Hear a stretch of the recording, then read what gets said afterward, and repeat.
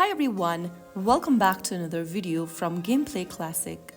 In this video, I'm going to show you how to change the language setting within your Headball 2 application using your mobile device. So let's get started. First of all, open up your Headball 2 application on your device. And then once you're inside this home page, tap on the little arrow facing towards the bottom at the top right corner.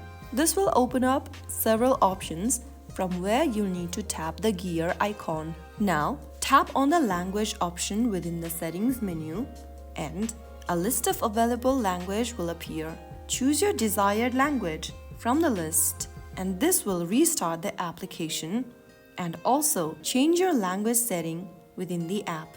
Now, Headball 2 will be displayed in your selected language, making it easier to navigate and play.